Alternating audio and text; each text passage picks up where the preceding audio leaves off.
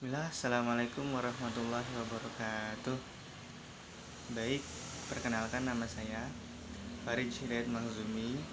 Di sini saya membuat sebuah video untuk memenuhi tugas UAS Hukum Agraria dengan dosen pengamus saya, Pak Nagfir.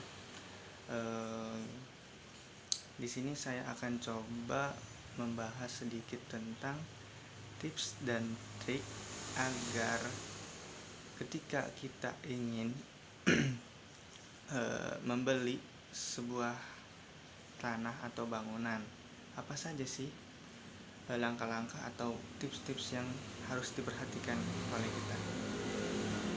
Baik, jadi gini, biasanya kalau ada orang yang mau membeli tanah atau rumah, kadang masih banyak yang bingung soal urusin hukumnya.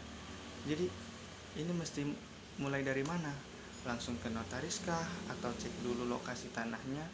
Atau temui langsung orangnya dan kemudian cek sertifikatnya? Nah, banyak sekali pertanyaan-pertanyaan yang kayak gini. Karena wajar sih, orang yang mau membeli tanah pastinya sudah menyiapkan uang yang gak sedikit. Semisal kayak gini, kita punya 100 juta. Nah itu tuh sudah pasti kita persiapkan uangnya untuk bagaimana kita bisa membeli tanah. Kecuali kalau mau beli rumah dengan cara kredit atau beli rumah dengan DP 0%, mungkin bisa jadi melakukan transaksi jual beli tanah.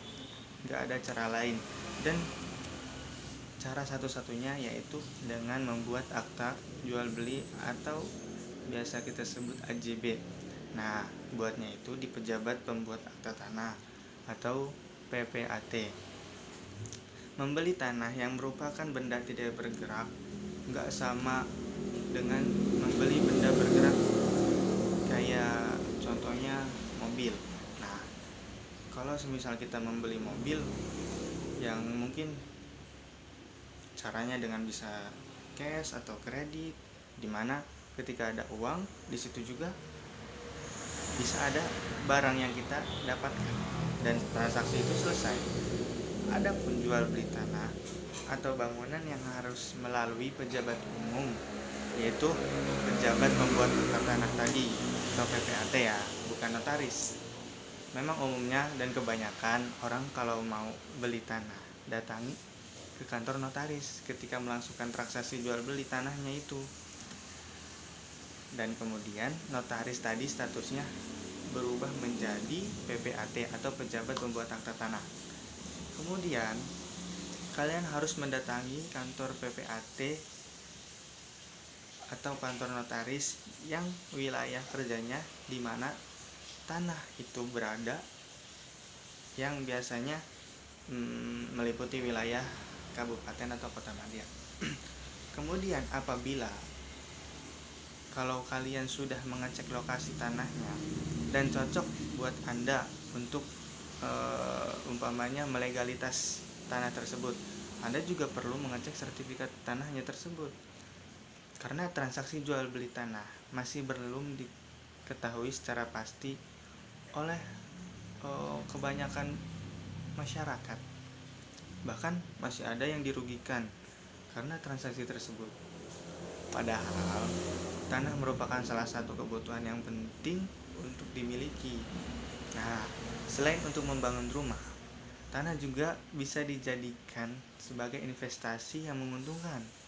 Tapi kalau semisal kalian belum tertarik untuk berinvestasi pada bidang properti semacam ini, pastikan dulu status tanah tersebut. Anda juga perlu memastikan beberapa syarat jual beli tanah. Di bawah ini ketika ingin melakukan proses jual beli agar tidak ada pihak yang setelahnya dirugikan. Mungkin saya akan berbagi tips kepada kalian. Apa saja sih yang harus dipersiapkan ketika kita ingin membeli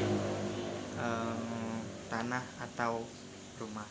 Nah, yang pertama yaitu pastikan status tanahnya dulu. Di sini ada 3 istilah yang sering digunakan untuk mengecek status tanah. Yang pertama yaitu free, clean, and clear. Nah, apa sih itu free? Free adalah tanah bebas sengketa. Nah, artinya nama pemilik sesuai dengan yang tertera di sertifikat tanah. Yang kedua, clean. Clean yaitu tanah tersebut tidak sedang digunakan untuk kegiatan ekonomi atau ditempati oleh orang lain yang tidak berhak. Dan yang ketiga yaitu clear. Clear berarti ukuran serta batasan-batasan tanah tersebut tepat seperti apa yang tertera di sertifikat. Kemudian yang kedua, tips yang kedua yaitu tanah harus memiliki surat yang asli dan lengkap. Nah, jadi sebelum melangkah ke tahap pengecekan yang lebih jauh, kita pastikan dulu nih kelengkapan surat-surat tanah. Legalitas merupakan hal yang wajib yang harus dinyatakan pertama kali saat akan membeli tanah. Jadi, jangan sampai yang Anda beli itu bersertifikat bodong atau duplikasi sertifikat asli. Nah, jadi untuk memastikannya, kalian bersama penjual itu harus menyempatkan waktu untuk mengecek keaslian surat tanah ke BPN setempat. Dan di situ BPN akan mengecek keaslian sertifikat tanah berdasarkan peta pendaftaran, daftar tanah, surat dan buku tanah.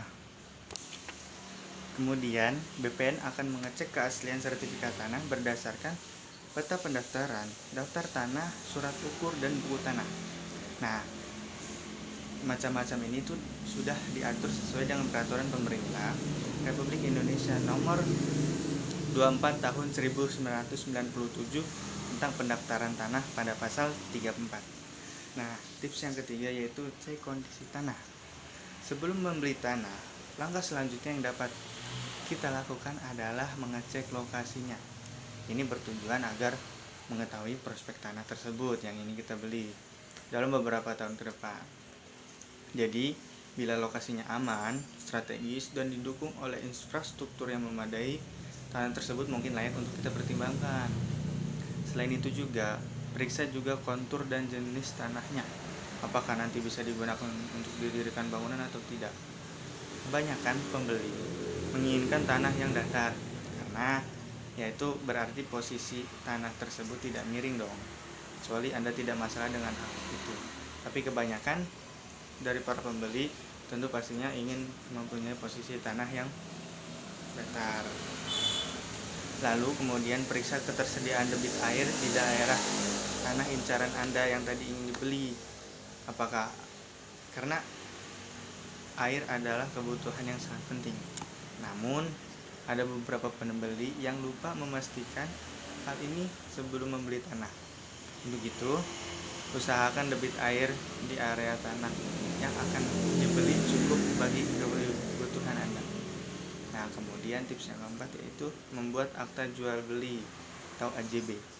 Nah, kemudian setelah bila dirasa tanah tersebut sudah cocok dan sesuai dengan persyaratan, saatnya Anda dan penjual membuat AJB, yaitu perjanjian jual beli sebagai bukti pengalihan hak atas tanah dari penjual ke pembeli.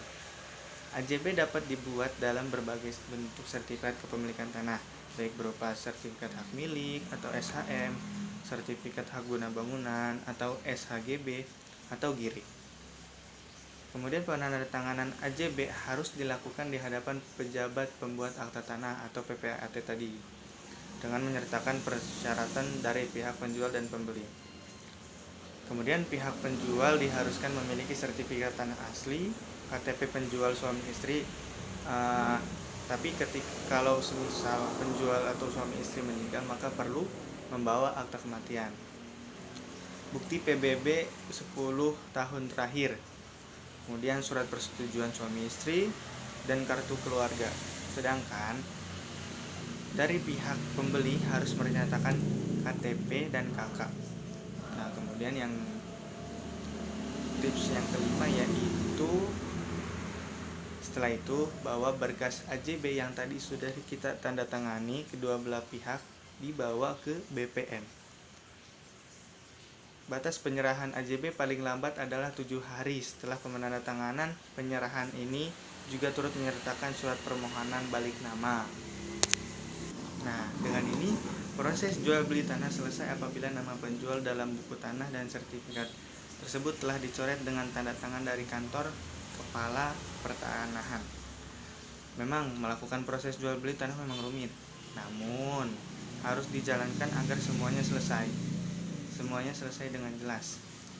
Untuk itu, periksa terlebih dahulu dokumen atau sertifikat yang ketika melakukan jual beli tanah itu. Jangan sampai Anda tersangkut masalah hukum karena belum menggali informasi lengkap dari tanah yang akan dibeli.